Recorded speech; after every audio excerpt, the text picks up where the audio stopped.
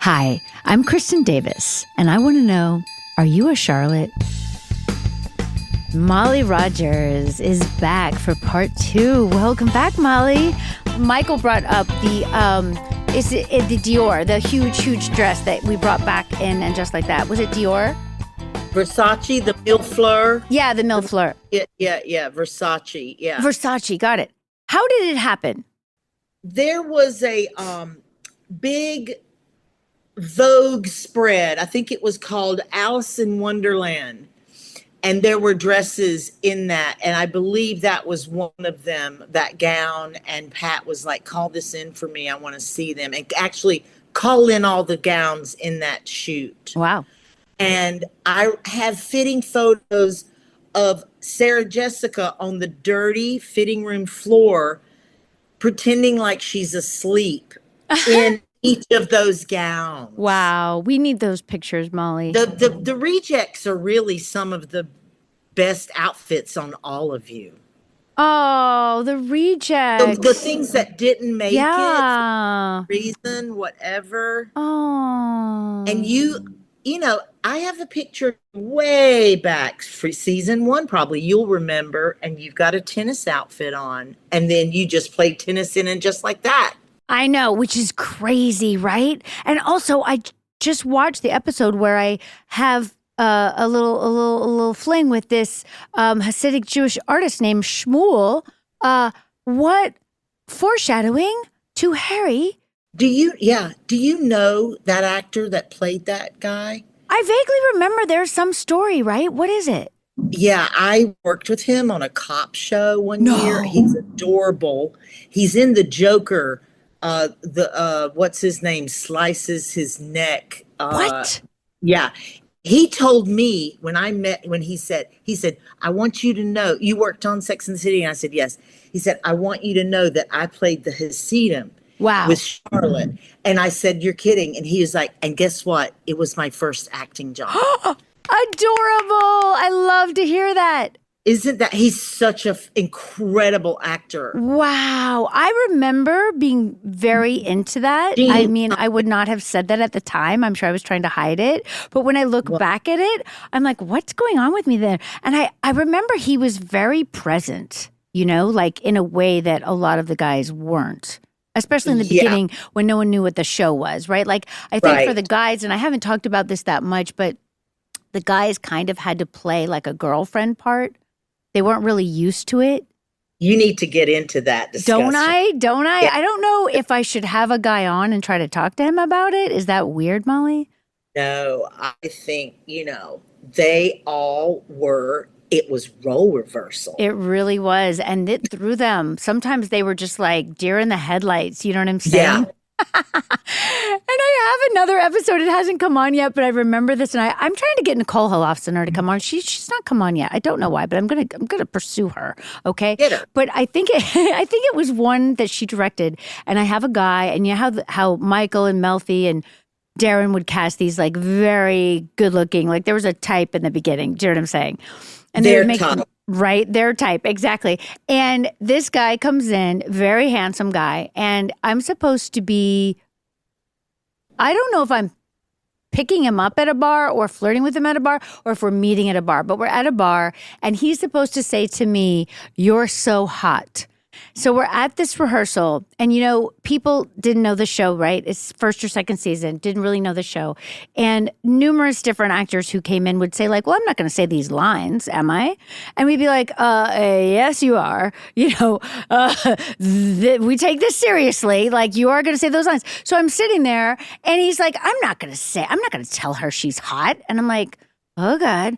Me, insecure me. I'm like, oh God, he doesn't think I'm hot. But also like what woman would come onto a show and say that? No woman would come onto a show and be like, I'm not going to say that guy is hot. No one would do that. That is a fascinating story, and you need to go scratch. Okay, I will, but I don't know that actor's name, and I feel bad even talking about it. It's going to be some wacko headline, but it was true. Yeah, It happened. It did happen. I don't want to make him feel bad, but he was like, I'm not going to say that to her, and I was like, oh God. And then I remember Nicole going like, well, you really need to just say it to her. Just throw it off. Just throw it off like second, nothing. Ooh, I want to watch that again. Well, see, this is the joy of rewatching, right? Like so much comes back to you. It's quite amazing. You should come back on and rewatch with me, babe. It's really fun to watch reruns. It is. I never had watched them. I hadn't either. Right? And they're on. I have a couple of times, and it's holds up. It does. It's so interesting to look at. I know, and we're so young. My God, we're so young. But also the thing that I enjoy about it, it moves so quickly and it's over so quickly. Yeah. How do we fit it all in? I don't know. It's like bam, bam, bam, bam, bam. And I mean, at the point that I am in the first season, we don't even really have it structured in the way that it became structured, where her voiceover would tie in to, meanwhile, downtown, Charlotte was doing blah, blah, blah, blah, and uptown, Miranda was doing blah, blah, blah. We're not even there yet, right? It's still very hodgepodge, and Sarah Jessica is still having to talk to the camera sometimes. Wow. Which incredible. she's just dying inside, Oh my gosh. Can you Are remember you that? watch every single season? Apparently I am, Molly. Fantastic. Sometimes I lay in bed and I'm like, oh my God, 98 episodes. I'm going to That watch is 98 so episodes much or to 92. talk about. I know it is so much to talk about. And I really need you guys to come on and help me, okay? We will. Thank you, There's baby. plenty of people that have memories. I know. Everyone has memories, which is joy. And I'm going to look at this list now because obviously I could just roll with you and talk about anything. But okay, look, this is a good question just off the top. Was there a lot of experimenting? Because I remember some experimenting you guys tried to do on me that I was like, no. Oh, yeah. I think that for some reason, Pat just had this Betty Page vision of Charlotte Betty Page interpreted into the Upper East Side. Right. And that was her head. And she just wanted you so much in wiggle skirts. Oh my And gosh. I hope this doesn't trigger you, It's okay. but she wanted a clip-on bang on you She so wanted bad. it bad, you guys. Pat wanted me to have the mini micro bang so badly that she took my headshot. Because, when you're doing a TV show, you have everyone's picture up on the board, right? Like their headshots. Back in the olden days, that's what we called it. And she drew in a mini bang. And then not only that, so she wanted me to have a mini bang, but she also wanted me to have a roll like in the 40s. Because sometimes when I was doing my hair, we would pin it up like temporarily, okay, in the trailer. Pictures of you like that. Right. Yes. She wanted me to wear that like in the show. Yeah. She's so adorable. But what I remember is like for me, I was stressing over my idea, which was kind of very classic Upper East Side, long straight hair, very Ralph Lauren, very Park Avenue. Park Avenue, stereotypical Park Avenue, right? Not interesting Park Avenue, just very like if you walked into the Ralph Lauren store and just bought head to toe Ralph Lauren, right? Yeah, and the person that would also go and look at China at Bergdorf's. Exactly. And just happens to be an art girl. So maybe there could be some, something more structured than that, but not necessarily, some of the things that Pat wanted. So I remember one time, and I don't remember why. It could have been the Hamptons episode that's coming when I have to pretend that I'm younger or whatever. But do you remember she tried to get me in a cone the bra? other day. No way. Oh my Yes. gosh. So funny. Do you remember the cone bra she tried to get me to wear? And again, this was like a Madonna heyday type moment. It was from the store, I believe. I mean, I remember going to the store and having a fitting at some point. And there was like a very tight tube skirt, which I was like, I can't do it, Pat. I can't pull it off. This is what you guys had to put up with me for a while, right? As you know, thinking like, I can't wear that. And Pat being like, what? Why not? And then there was a like tulle. It had like little ruffles of tulle on it, like, and then like a cone bra. And I was that like, is so wild. I know. love it. I love it too, but I said no. I mean, it was just more photo shoot-ish or something. Right. But I just more had editorial. It was editorial, yes. Which she just had a bigger view of everything, which God love her for it, right? But for me as an actor, as a character, as trying to play this character, sometimes I just felt like I couldn't go handle out there. Yeah, for sure. Get it. Yeah, for sure. Yeah, but then I feel like we found it. It just took us some time to find the middle ground of that. Agreed. When the two of you, she had her bang, you had this other idea, and you guys came together, and yeah, absolutely, it's an amazing archetype of a person, Charlotte. Absolutely, and thank goodness she wasn't, as kind of pigeonholed as I wanted her to be. And isn't it great to work with people that have strong opinions and aren't wishy-washy, or they're not 20 cooks in the kitchen? Like this is how it is. Definitely. Let's debate it. Definitely. But I think that's the thing about our show. And, it's hard to really describe to other people. But, when I have gone on to other projects or other shows, and maybe people aren't around all the time, or they're, they just kind of like, well, this is just my area. I'm just going to do my area. Like, that's not how you make something good. No. And I'll speak for myself. It's rare that you get to experiment or have the luxury of finding your way in something now. It's true. It is rare. But I think that's our whole MO, like in terms of just the show in general, the fact that they let us find our way, Absolutely. We didn't know. The heyday of HBO. Look, I know. We're so lucky. Risk takers. So good. So good. Do you remember that time you guys dressed me, and I can't remember what I was doing. I was wearing a vintage thing that also involved lace, and we got, I think, the only note that I ever remember getting from HBO about my clothes. They said, do not put Charlotte in vintage. Do you remember this? Because it was a little bit grandma-ish vintage, they thought. Was it white eyelet or something that it was something like that? I feel like it was black lace. It was black lace over white. Yeah, and they didn't get it. And also, I think that what happened was it wasn't tight enough. Oh. So it looked fluffy. You know what I'm saying? Like dowdy-ish, grandma-y vintage. And so they didn't necessarily understand. They were like, no vintage. And you guys were like, what? How dare you? Burn that place down getting a note. It was a little tiny moment. I don't think it lasted, but also the other thing was that they didn't, I don't think they probably realized that Sarah's fur coat was vintage. Like there were so many vintage things that you had from the get-go. Oh my God. And that we could afford, which you can barely afford vintage now. I know. Everything's changed in a great way, in a good way, in a sad way, in a whatever. It's so true. It's so, so true.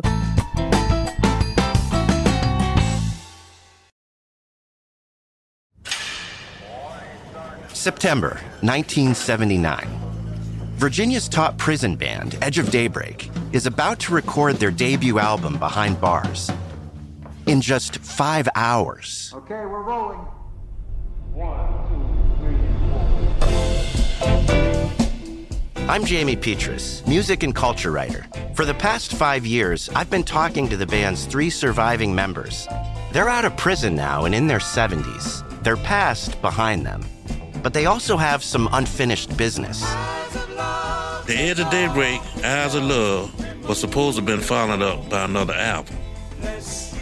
It's a story about the liberating power of music, the American justice system, and ultimately, second chances. Listen to Soul Incarcerated on the iHeartRadio app, Apple Podcasts, or wherever you get your podcasts. I'm Mark Seal. And I'm Nathan King. This is Leave the Gun, Take the Cannoli. The 5 families did not want us to shoot that picture. Leave the Gun, Take the Cannoli is based on my co-host Mark's best-selling book of the same title. And on this show, we call upon his years of research to help unpack the story behind The Godfather's birth from start to finish. This is really the first interview I've done in bed. We sift through innumerable accounts. 35 pages isn't very much. Many of them conflicting. That's nonsense. There were 60 pages.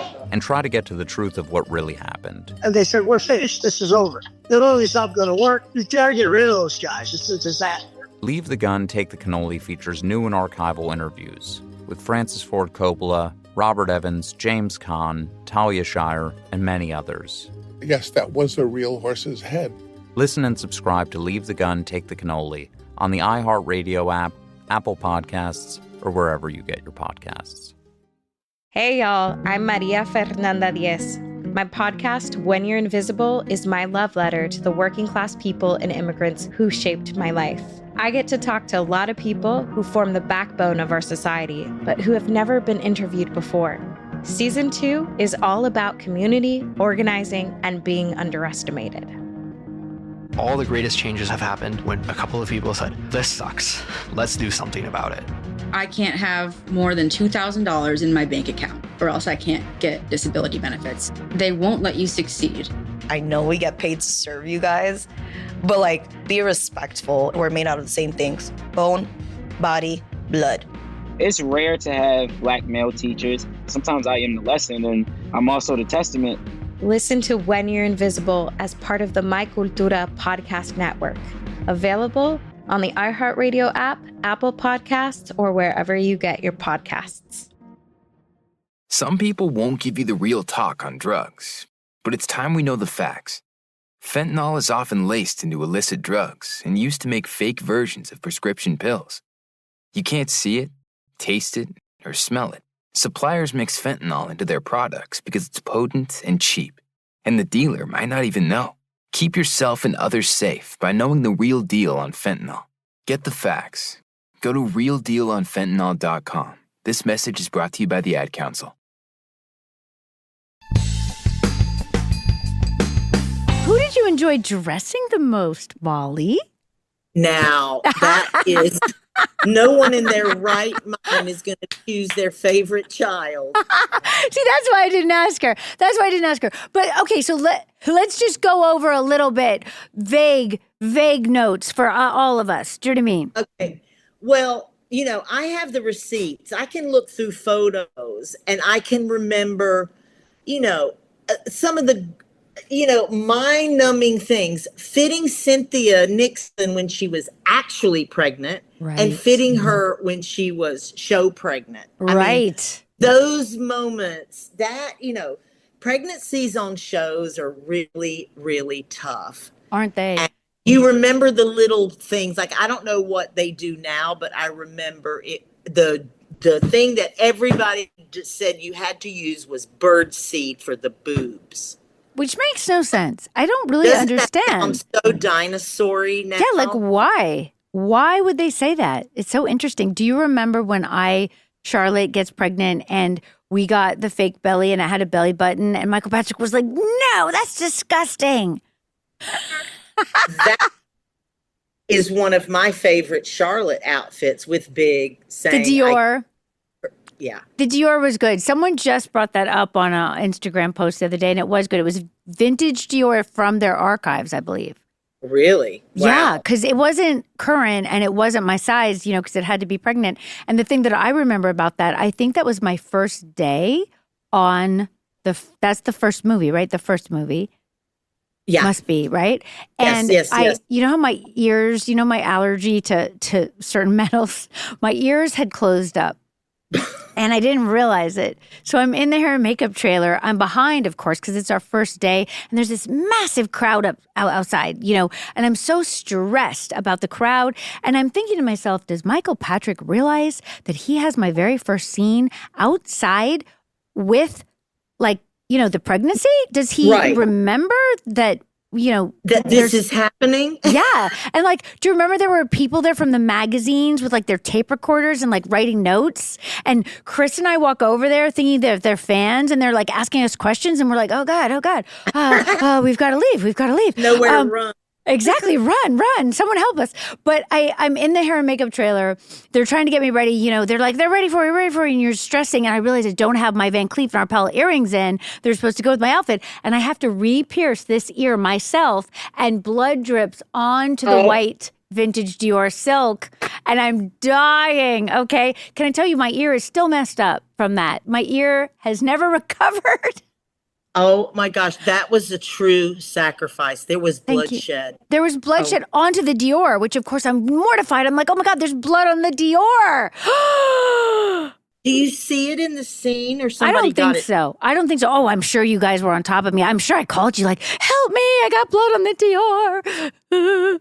That's such a good insider story. I know. I might have had the bags on that shoulder. I might have put the bags on that shoulder just so that you didn't see the blood on the Dior. I'm sure you did some cute little trick like that. I tried. I wish we had kept that because it was just, oh, what a fantastic. I mean, you guys have done, when you think about everything that you guys have done just for us, obviously you have other careers, but I mean, other jobs in your career. If you think about everything that you have done, do you feel proud? I just am so speechless when I think of how fortunate. And oftentimes I think about and what we accomplished and everything and how amazing it was to go to a couture show and, you know, that HBO sent us several times. That is unheard of. Unheard of. But, you know, I think about what it would be like if it hadn't been the four of you. It's like I often think about what if it wasn't Seema? You know, this casting, it's just all so aligned. It's very witchy. It is witchy because there was not a lot of, you know, we'd never read together, you know, we didn't really know each other. It's just magic that it worked. But again, my feeling is, first of all, yes, kismet, some kind of like magic came together. But also I feel also that, you know, the important parts of it that I think about are the collaboration, the willingness to come in with these very strong personalities, you know, Darren, Michael, Pat, you know, Sarah. Right. Yeah, everyone had extremely strong thoughts and opinions and instincts, right? But it was never you were not in trouble for having that. You were more in trouble if you didn't have that. You know what I'm saying? That's true. Right? And I think that's an amazing kind of specialness of our show. And I think that when you and I reminisce, sometimes in your trailer, when you have a down moment, which is never, and we talk about fights or major drama situations on the show, those were as good they're as good to think about in hindsight as the high things. Absolutely. I think that's part of the reason for the success is because at the moment, it's frightening. Right. At the moment, it's kind of tiring. You can wear yourself out with the dramas, but the dramas happen because everyone felt so strongly.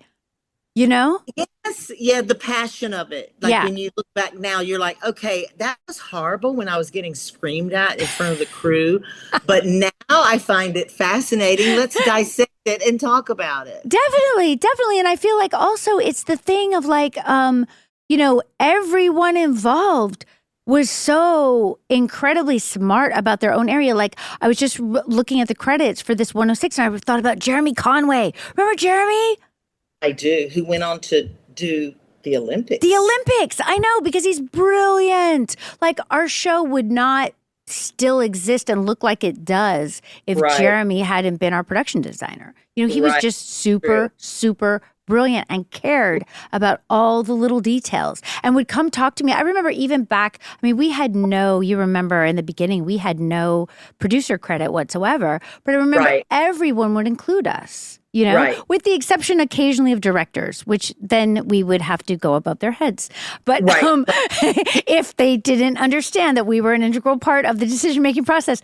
And we're just so lucky. Without the title, but you were. We were. And that's so special and unique. to have for actors, much less actresses, right? To be thought of like, oh, this person is an integral part of this production and she has a say in how her house looks, how her apartment looks, how her clothes look, what art would she have, what art wouldn't she have? Like, it was so collaborative. I remember Sarah Jessica with Sabrina Wright, who was like 5 generation props. Yep. Picking out what magazines would be on that table in that apartment. That's right. Like that level of detail. I remember me sending Sabrina what wedding rings I wanted. Oh, wow. And making her get them from Kathy Waterman, who happened to be in Los Angeles. Do you remember that? Yes, I do. Is there anything that because we reminisce and you're watching the older episode, do you have a memento that you framed at home? I don't have a memento that I framed. That you have that is sacred and that, I know SJ has something framed. What does she have framed? It's some kind of poem. Oh, that's nice. I don't think I knew that. I should ask her about that. What do you have framed? Okay. This won't get us in trouble. Okay. Talking about passionate moments. There's a moment, when people do not want you to wear something or anyone to wear something and it will ruin their dialogue or it will take away from the scene.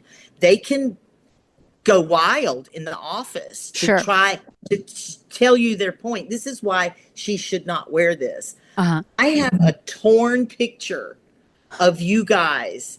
It's torn from Michael Patton King. They're never wearing this. Oh my gosh. And I showed it to him one time and he just thought it was so funny that I kept. And what were we wearing and did we ever wear it? No, it's not going to get us in trouble. No, it's a funny, passionate, never. Did we wear it? Who won that argument? Yeah. No, he brought up when I talked to him, he brought up that he had said no to the Versace Milful. And really? That he had initially said no and that then he had really learned no. Because his thing was, well, why would she be wearing it? Never knew that. Right? Because you know how he's literal because he's writing, right? Like it's a different job. And then he said, it really taught me that you don't always have to have a reason, that it's going to be amazing. Incredible. Right? I never knew that. That's such a good behind the scenes. I never knew that he was anti that. I think he was anti that in the hotel room. Like, how would she have gotten it there? Practical.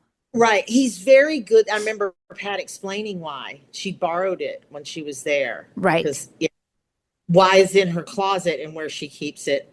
We have no idea. Right. Right. Exactly. Right. I think it's in a box. Doesn't she get it back out of a box when she needs it? Yeah, you have to kind of stretch your imagination there. Right, but that's okay because it was part of what our show, it was the building blocks of our show, I feel like. The DNA of it. And I love about him and all of you too as producers that if you consider something and you're against it and then you've slept on it and you've changed your mind and you correct it. You correct yourselves. You're not, you're like, I thought about that wrong and I think you're right, but I'm not going to wear that bang pat.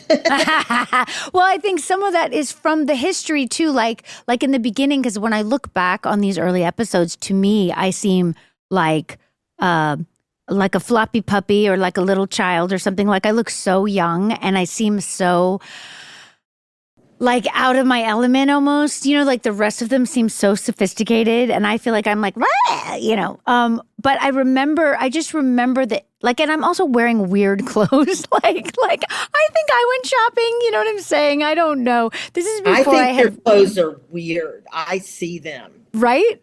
What are they? I tell you, that's where we went. They're Bloomingdale's? I think they're either Bloomingdale's or that I went somewhere and bought something and was like, hey, can I wear this?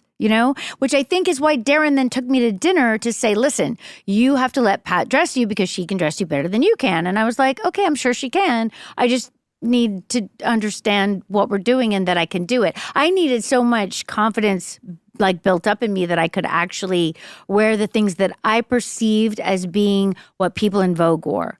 Like I just had trouble making that leap myself, you know? I understand.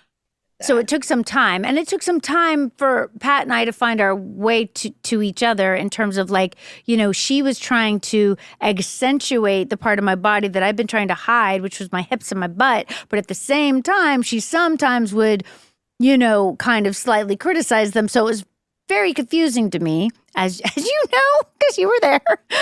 That's not an easy thing to do in front of a dressing room mirror. You know what I mean? When you're comfortable, and we all have those parts of us that we're like, no, I'm camouflaging this, whatever. Stop. Yeah. So yeah, it's interesting that you had a journey. Oh my God. Oh, big time. Such a journey, and it continues, doesn't it? You know, maybe that's what is weird a little bit about your clothes. Maybe they're in the early days.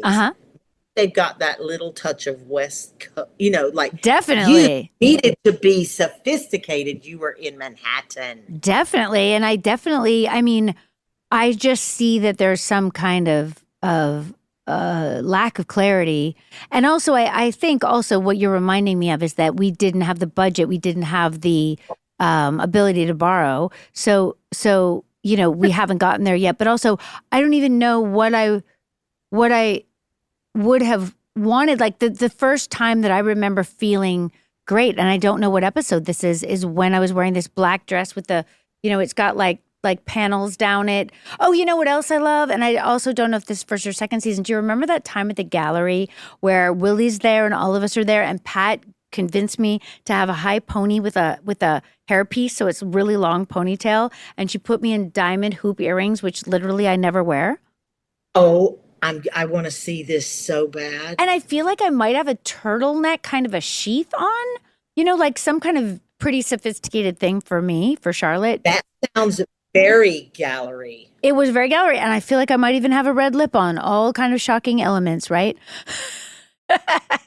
I'm spinning. But it's good. It's good. And I remember moments like that early on where things came together. And I think for me, and I'm sure she was probably just cursing me right at this point, but like for me, I just had to find my way to it. Like, who is this woman? Because as we've discussed with Michael and everybody else, really nobody knew who Charlotte was in the beginning, which is why they tried to demote me, you know, to recurring or whatever. And thank goodness I didn't let them. Didn't know that.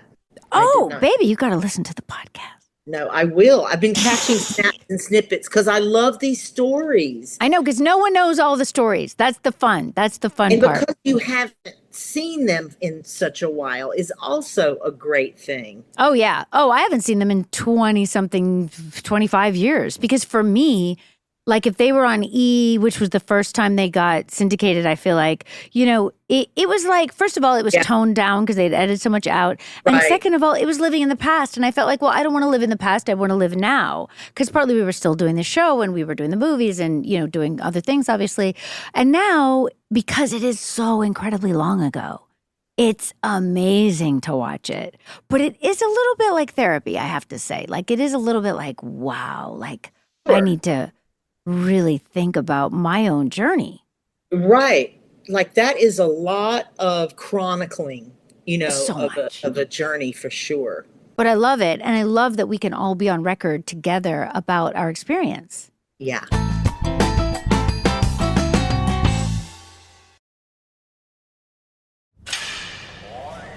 September 1979. Virginia's top prison band, Edge of Daybreak, is about to record their debut album, Behind Bars. In just 5 hours. Okay, we're rolling. 1, 2, 3, 4. I'm Jamie Petrus, music and culture writer. For the past 5 years, I've been talking to the band's 3 surviving members. They're out of prison now and in their 70s. Their past behind them. But they also have some unfinished business. The Edge of Daybreak, Eyes of Love, was supposed to have been followed up by another album. It's a story about the liberating power of music, the American justice system, and ultimately, second chances. Listen to Soul Incarcerated on the iHeartRadio app, Apple Podcasts, or wherever you get your podcasts. I'm Mark Seal. And I'm Nathan King. This is Leave the Gun, Take the Cannoli. The 5 families did not want us to shoot that picture.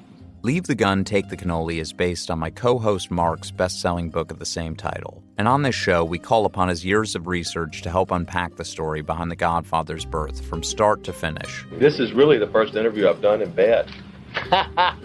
We sift through innumerable accounts. 35 pages isn't very much. Many of them conflicting. That's nonsense. There were 60 pages. And try to get to the truth of what really happened. And they said, we're finished. This is over. Literally's not going to work. You gotta get rid of those guys. It's a disaster. Leave the Gun, Take the Cannoli features new and archival interviews with Francis Ford Coppola, Robert Evans, James Caan, Talia Shire, and many others. Yes, that was a real horse's head. Listen and subscribe to Leave the Gun, Take the Cannoli on the iHeartRadio app, Apple Podcasts, or wherever you get your podcasts. Hey, y'all. I'm Maria Fernanda Diez. My podcast, When You're Invisible, is my love letter to the working class people and immigrants who shaped my life. I get to talk to a lot of people who form the backbone of our society, but who have never been interviewed before. Season 2 is all about community, organizing, and being underestimated. All the greatest changes have happened when a couple of people said, this sucks. Let's do something about it. I can't have more than $2,000 in my bank account, or else I can't get disability benefits. They won't let you succeed. I know we get paid to serve you guys, but like, be respectful. We're made out of the same things: bone, body, blood. It's rare to have Black male teachers. Sometimes I am the lesson, and I'm also the testament. Listen to When You're Invisible as part of the My Cultura podcast network. Available on the iHeartRadio app, Apple Podcasts, or wherever you get your podcasts. Some people won't give you the real talk on drugs, but it's time we know the facts. Fentanyl is often laced into illicit drugs and used to make fake versions of prescription pills. You can't see it, taste it, or smell it. Suppliers mix fentanyl into their products because it's potent and cheap, and the dealer might not even know. Keep yourself and others safe by knowing the real deal on fentanyl. Get the facts. Go to realdealonfentanyl.com. This message is brought to you by the Ad Council. I'm so glad you're getting everybody to come in and discuss everything with you. I'm trying. We're not all the way there yet, but having you has been amazing. I was like, we got to get Molly. We got to get Molly. Thank you so much. And you said when you texted me, we won't have any problem finding something to talk about. As we never do. Never do. Okay, Molly Rogers, thank you for joining us. I love you so much. Thank you for having me. It was so much fun. Let's do it again. Let's do it again. Hey, how do you feel about actually rewatching? Yeah. Cool. Fun. I mean, we don't have to do it live together, but like you can watch and then let's write about our thoughts or what we remember. Hilarious. Oh my God. I forgot to ask you about something so important. I'm going to take my glasses off for this. I got to ask her about the naked dress. Oh, yeah. The naked dress. Oh, do I know the answer? What about the naked dress was the dress that she wears in the show and the dress that ends up on the bus. Do you remember the bus?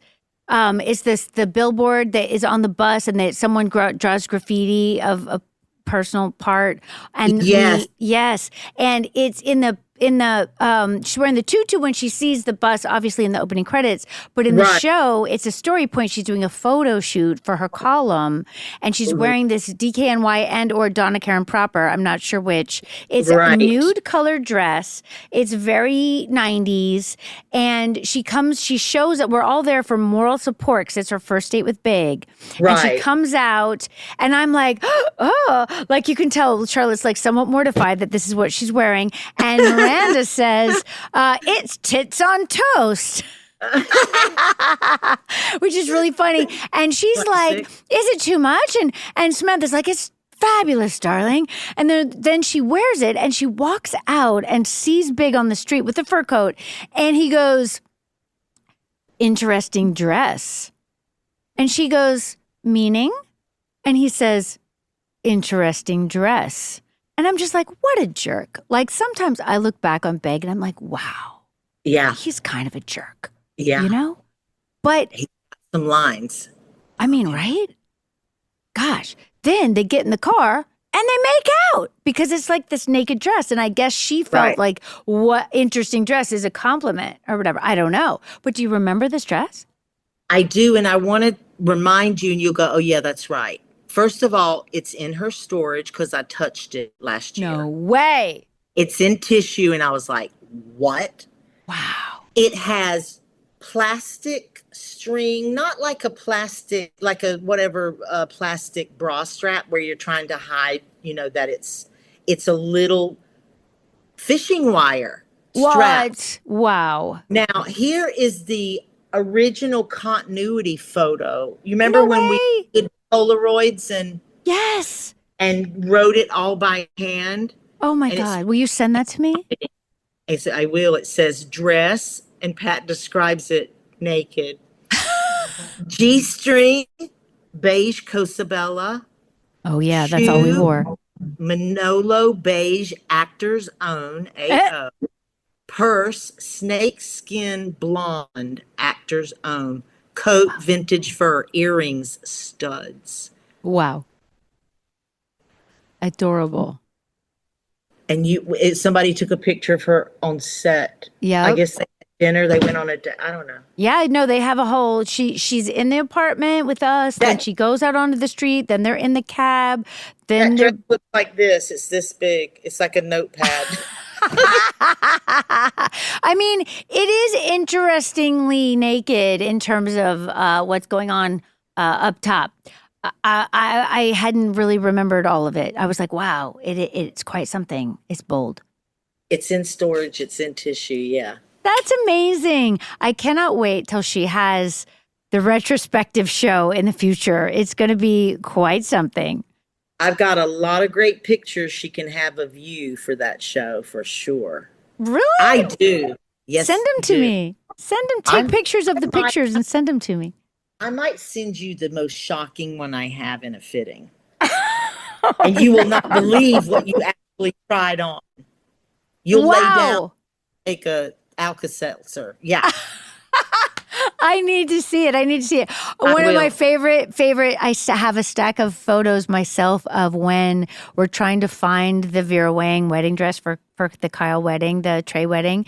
And we went to Vera Wang a few times. Do you remember this? I mean, we must have put on 30 dresses. And we took Polaroids of all of them because we had to get everybody to agree, which was so difficult. Do you remember? And there's one where Pat is literally under my skirt. She's completely hidden. Her little feet are peeking out. She's doing something under there. And I'm just standing there because it was so normal. And it's really cute. I remember that like it was yesterday. Me too. I remember being at Badgley, Mishka. That was for the second. That's for the Harry wedding. Right. I have a lot of those fitting photos of those. Yay, I don't have those. Let's share our photos, Molly. I will. Okay. Mwah. Love I'll you. see you soon. Love you. Bye.